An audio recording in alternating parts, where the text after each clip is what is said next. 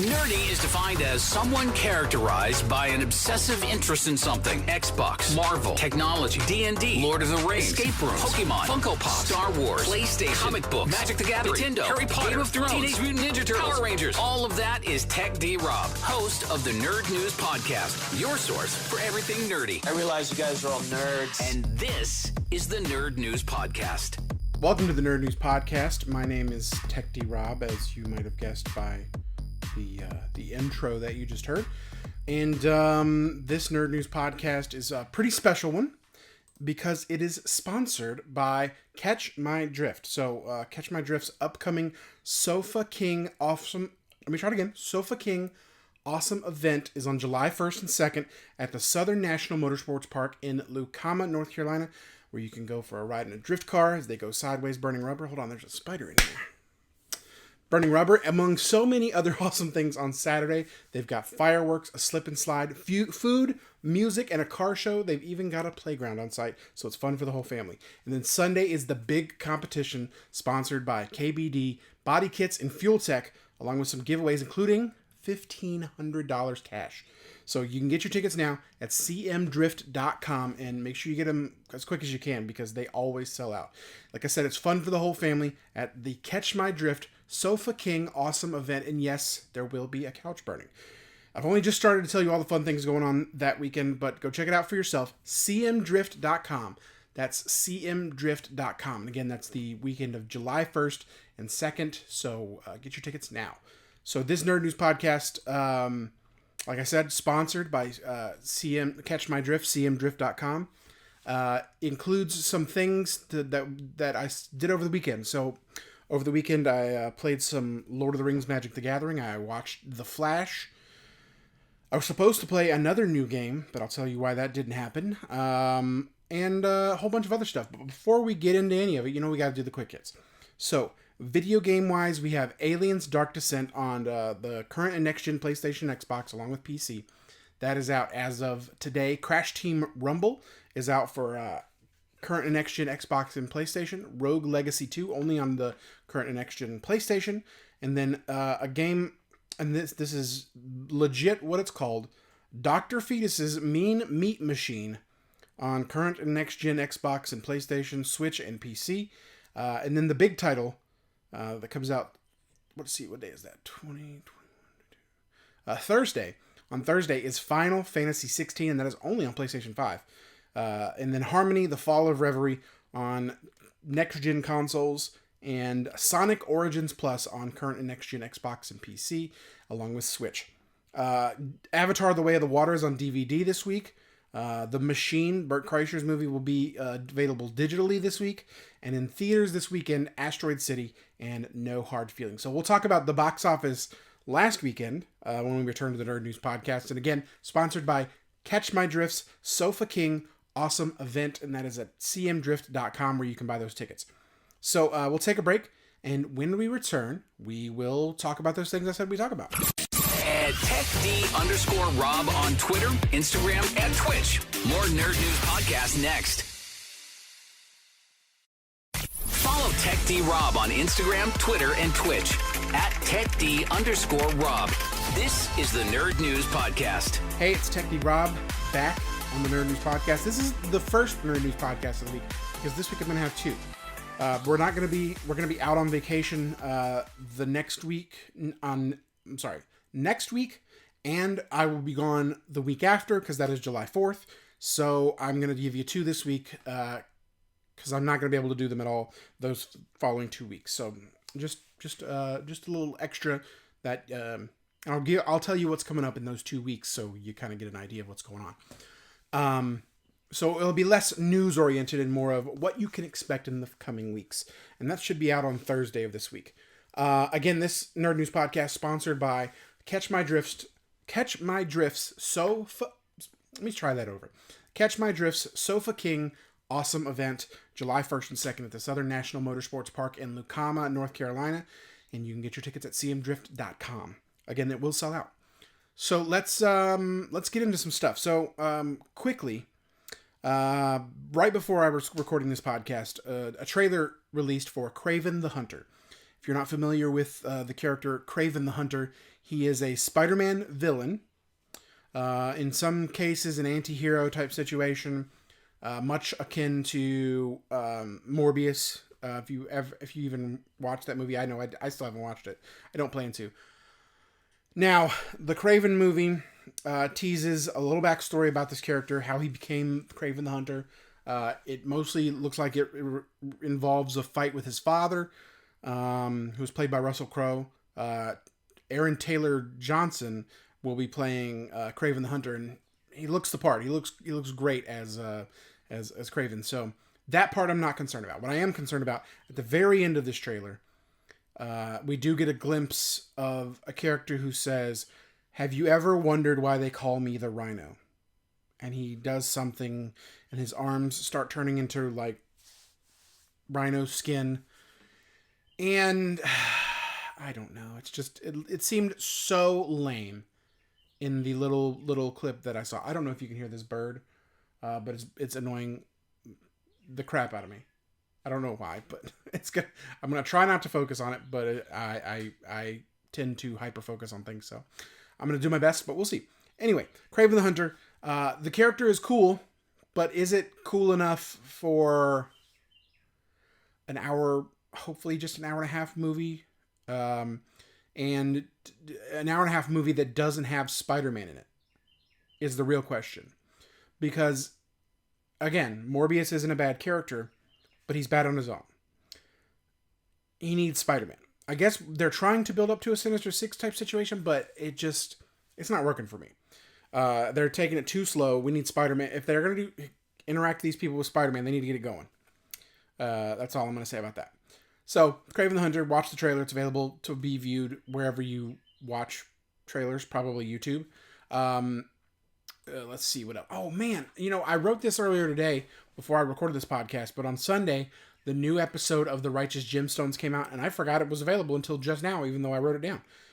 So that's available if you watch that on HBO Max. I'm sorry, on Max. Secret Wars will be new this week on Disney Plus. And also the Incredible Hulk is now on Disney Plus. The formerly Universal exclusive type situation. It was a weird situation where they couldn't have that available. So if you really, really want to watch the Incredible Hulk, it is available on Disney Plus right now. So last week I was telling you about some Reddit issues that were going on, where moderators were closing down subreddits in protest of the new Reddit situation with their API, where they were trying to keep third-party platforms, third-party apps from using their software to essentially do a better job of what people want Reddit to do, of having the format of Reddit on an app. I know I did a terrible job explaining that, but you get the gist. Well, Reddit simply has circumvented this and has sent messages to moderators telling them to reopen their subreddits or or they will reopen them for them, which is not a good look for a company who people aren't very high on right now. So Reddit might be shooting themselves in the foot. We'll see. Let's see. Other cool things I can talk about here. Kick.com. Now, you may have heard of Kick if you've watched Twitch. You've heard, or if you're on Twitter, you may have seen the debates and all these big names going. Like, I believe Ninja's on Kick right now. Amaranth is on Kick. XQC is on Kick. And yes, I have signed up for Kick. Kick.com/techd-rob. It's a little different than Twitter in Twitch. It would let me do _Rob. So kick.com/techd-rob if you want to follow me. I'm going to work on trying to stream to there some a little bit soon. I might be able to, I got to see if I can stream to both Twitch and Kick. The downside is that Twitch has a built-in thing on my Xbox Xbox and PlayStation 5 that I can stream from. So that gives me the advantage of not having to hook it up to my computer. It does all the heavy lifting for me. Whereas if I'm going to stream to Kick, it has to go through like an OBS or a Streamlabs OBS, simply because it's not something built into the console. So that is the only downside currently. But if you follow me on Twitter or Instagram, you saw that on, Thursday of last week, I was able to stream from my MacBook, which I am recording this on currently, and I played some Magic the Gathering, the new set, the Lord of the Rings set, and I'll get into a little bit more of that because that's one of the things I did over the weekend as well.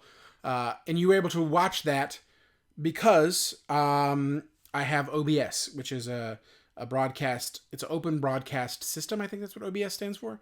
But it's also the same system we use to stream the Ace and TJ shows Extra Funny on YouTube, to our Vimeo, where we record all of our videos that we can upload to Ace TJ Prime Plus. And, it's just a well organized system that you can use to stream stuff. Which currently I was only streaming to Twitch. I've never tried to stream to YouTube on my own. I'll be honest with you, the video guy, Mr. Todd, that used to work for the Ace and TJ show, set it all up for us, and now it's just a couple clicks for me. I never really looked into streaming onto YouTube personally. So, Kick is, the new hotness, and I regret saying it that way immediately, but I'm going to give it a shot. So we'll see how that goes. Kick.com/techd-rob. This Thursday, I plan to, maybe the day that you're hearing this podcast, I could be streaming the new Lord of the Rings Magic the Gathering set on Kick. So there's rumors that Kick is going to start paying streamers $16 an hour. We'll see if that's the case. I'll be very excited to get some money from it. We'll see how it goes. I'm just trying something new. We'll see how it goes. Let's see. What else can we talk about? I'll get back to that Lord of the Rings thing, like I said, in a second. Linda Hamilton, you know her from The Terminator and probably some other things, but I don't know what, is joining the cast of Stranger Things 5. They revealed that at Tudum. It's the Netflix thing where they call it Tudum because that's the noise that you hear when you start Netflix. I hate it myself. But that's what it is. So that was announced over the weekend. That's really the only big news I saw from Netflix Tudum Festival. Except for The Witcher 3 is on the way, which I don't care because I didn't watch Witcher 2. Whatever. So anyway, the next thing I'm going to talk about is a game that I was, if you follow me, again, on Twitter, Instagram, any of those things, you saw me post asking if anyone wanted to try this new game called DC Dual Force. And I got a couple messages of people who were asking, and I gave out some beta keys for the game. Well, the problem is on Friday afternoon, they were having troubles with it, so they had to shut it down. Saturday, they were having those same troubles, so they shut it down for the rest of the weekend, and that was what I was going to do on Sunday. I realize it's a beta, so I can't be too mad at them, but I'm very excited to give the game a shot, and I thought I was finally going to get my shot to. So we'll just have to wait a little bit longer for that. So if you're interested in that game, I still have some beta codes that I assume will still be working for the next beta thing. So if you're interested, just send me a DM on Twitter, Instagram, Twitch, Kick. Twitter, Instagram, and Twitch are techd_rob. Kick is kick.com/techd-rob. So, just send me a message on any of those, and I'll get you hooked up with a beta code for the DC Dual Force. I don't know much about it. A couple friends of mine have already seen some videos that I don't think they've played themselves yet, but it's the grid is a 2x3, so you have 3 in a row. Your top 2 are your leaders, so like Batman, Wonder Woman, your mainstays. And then the rest of the board is yours to fill in. So that was the gist of what I got. I didn't get any more information because I was trying to approach it with fresh eyes and, on stream, maybe everybody could learn it together. That's what I was trying to do. So I will keep my naivete about the information until I get to play it myself, which hopefully is coming up soon. But if you follow me on Twitter, Instagram, Twitch, Kick, all those things, you'll be the first to know when I do get to play it, and you can just you can either follow along, and if you want to send me a message, like I said, you can get a code as well. So on Friday, let's go chronological order. So Friday, I get done with the radio show about 11:30. Here's the problem. 11:30 is the scheduled start time of The Flash in Dolby that I was seeing. So I was leaving Mooresville, booking it to Concord Mills. I made it, and if you've ever gone to an AMC theater in the past 2 years, you know there's a Nicole Kidman spiel that plays before every movie. I was walking in the theater as Nicole Kidman was finishing her spiel, and I walked to my seat, and there was a guy, not in my seat, but in the seat right beside it, who had his junk in the seat that I needed, and the seat beside him. So I walk up to my seat and I go, "Hey, this is my seat right here."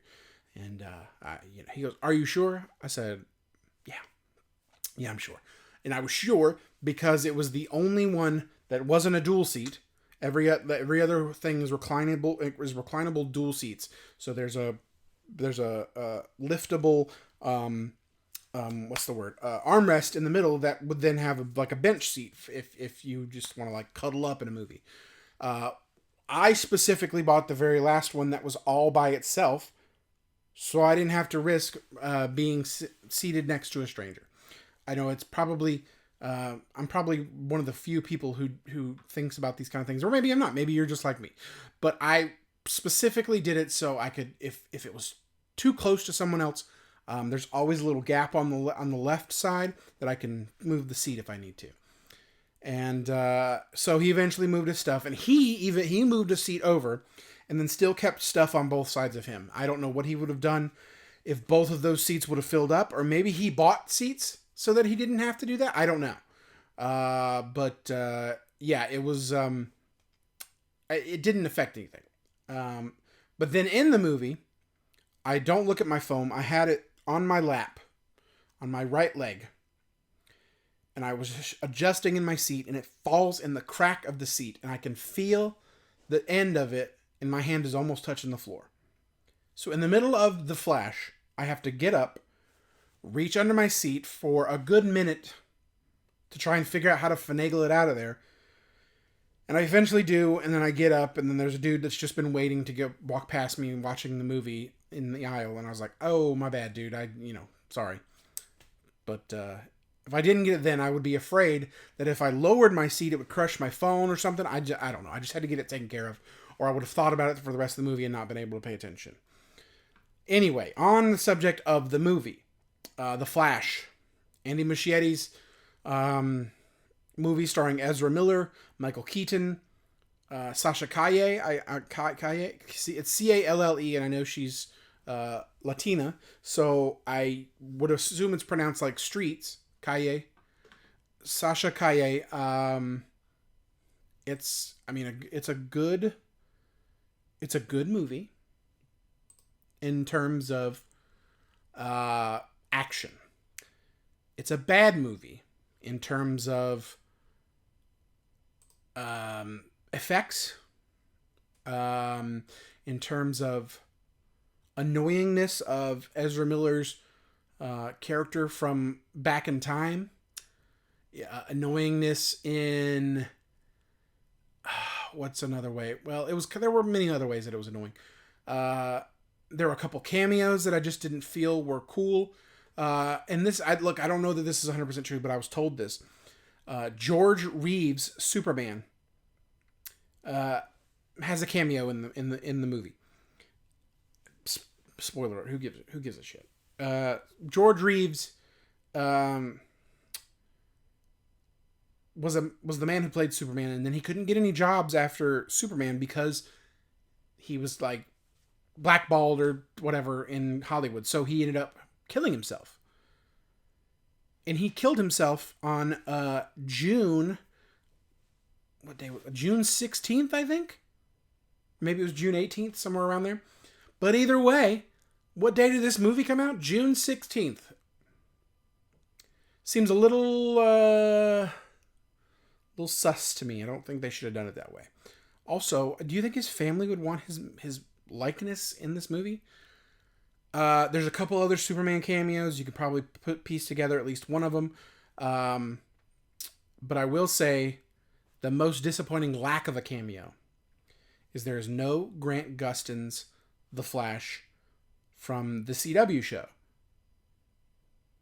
which they have all these stupid Superman cameos that nobody needed. There is another Flash cameo, a different character, a different portrayal of the Flash.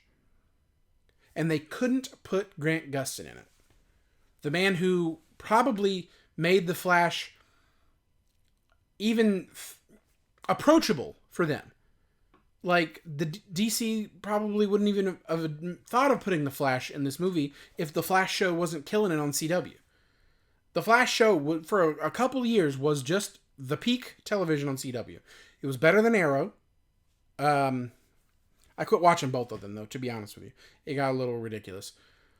But mainly because there was, every week, you had to watch The Flash, you had to watch Arrow, you had to watch the Heroes of Tomorrow, whatever the hell it was called. Then you had to watch Lois and Clark, or whatever, Superman Adventures of Chloe. And they just kept bringing out show after show after show. And if you didn't watch one of them, you wouldn't be caught up on the other show every week. And it was just a pain in the ass. And I didn't want to do that anymore. So I quit. Just like I quit watching The Walking Dead. It just became a chore more than anything to do those things. I don't know. It really irks me that they just decided completely to cut him out of it. Because I know that he had filmed one. I know he filmed a cameo. They cut it out. Also, the effects of these cameos were in the Speed Force type situation. If you've ever watched a Flash show, you kind of know what that means. But if you don't, it's basically the Flash runs so fast he gets into a space-time continuum type situation. And he can alter time. Well, the way it's portrayed in this movie, he's in his own little bubble. And he can decide, he's like he's watching a film. He can just reel it back to whenever he wants to, or reel it forward wherever he wants to. And that's how that worked. So all these different universes started crashing in on each other. And they had the cameos. And it looked like garbage. All the little things outside of that Speed Force bubble looked like cheap animation. Now, Andy Muschietti, great director. I believe he's the one who did, what is it called? It Chapter 1 and Chapter 2. I believe that was him. I enjoyed those. Now this, however, the CG animation, he said it was on purpose. But it looked like hot garbage. It may have been on purpose, but you shouldn't have done it that way. It just looked like crap. Now, I will say, Michael Keaton kills it in this movie. Sasha Calle kills it in this movie. Ezra Miller, I would rather have Grant Gustin as the Flash in this movie, to be honest with you. Ezra Miller just doesn't do it for me. Especially since a psychopath. That's how I would describe Ezra Miller. A psychopath. Based on all the things I've seen outside of this, DC thought this movie was so great, they were willing to overlook all this crap that Ezra Miller has done. And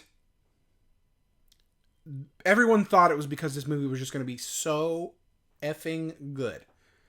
But it wasn't. It was okay. I don't know, man. It irks me. It really irks me. So that was my beginning of my Friday. After that, starting at 3, I was at former sponsor of the Nerd News Podcast, still good friends of the Ace and TJ Show and the Nerd News Podcast, the Mighty Meeple. I was there playing Lord of the Rings, Magic the Gathering. So they had a pre-release event where the cards don't come out until next week, but you can get a 6-pack of cards, make a deck, play. And it was the most fun I've had playing Magic the Gathering in forever. It was so much fun. The thematics of this Lord of the Rings set are awesome. Essentially, my first deck that I made centered around the Fellowship. I had Gandalf, I had Frodo, I had Merry or Pippin, I don't remember which one. I had Legolas. I didn't get an Aragorn or a Gimli, but it was cool that and I was winning games with these characters, and it was awesome. It was a whole lot of fun. And like I said earlier, I'll probably be playing that on Magic the Gathering Arena for a good while. It'll be it'll probably be the thing I enjoy doing the most on Magic Arena for a while. And I've already pre-ordered on Magic Arena the pass to get all the sealed and some draft tokens so I can jump right into some games. It looks like it's going to be a lot of fun. I know it will be, but having a little more experience from playing that, I was actually able to play early in a content creator, early access thing that, thanks to the people at Wizards, I sent an email earlier in the week. They were saying, if you'd like to try to be involved, send us an email and your credentials. So I sent them my email, sent them the link to this podcast, my Twitter, my Instagram, my Twitch, all that kind of stuff. And they sent me back an email and they accept me. And that and they said that basically, if you're in it now, you should be able to be in it for the, in the future. So anytime there's a new Magic set, look for me to be playing in the early access event. I'm very excited that I was finally able to get that. I tried a long time ago, right when this podcast first started, and I think they were a little more strict on who they let in at the time. So they've gone a little more lax and they've allowed your boy in there.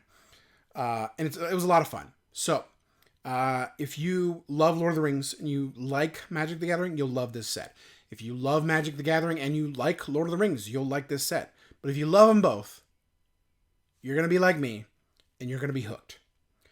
Because we played Friday at 3. I could have stayed for the 9 p.m. one, or 8 p.m. and I was just too tired. But then we came back at 11 the next day. And there was another one at 3, but that was called Two-Headed Giant. So if you're not familiar, Two-Headed Giant, it's you and a partner building decks together, which is cool in theory and probably would have been fun with this set. But I had just played the longest game of Magic in my life after the 11 o'clock one was over. And I really was just tired and I just wanted to go home. And then Sunday, I thought about going back, but I didn't. It's a long drive from South Carolina to Concord. But I will be playing more on Magic the Gathering Arena this week. So, that is the Nerd News Podcast for Tuesday. Like I said, I will have another Nerd News Podcast for you later this week. Maybe Thursday, maybe Friday at the latest. And I will try to go over some things that you can expect in the next few weeks, since we will be on vacation. I will be at the beach next week. And then July 4th comes up right after that. So, it'll roll right into it. So thank you for joining me on the Nerd News Podcast. And remember, if you are interested in this kind of thing, the CM Drift is presenting that Sofa King awesome event that I need to get the information back up here. It is July 1st and 2nd at the Southern National Motorsports Park in Lucama, North Carolina. And remember to get your tickets at cmdrift.com. That's cmdrift.com for the Sofa King awesome event. I'll see you next week. Well, I'll see you later this week. That's it for this week's Nerd News Podcast. Follow TechD Rob on Instagram, Twitter, and Twitch at TechD_Rob. Subscribe now. More nerd news next week.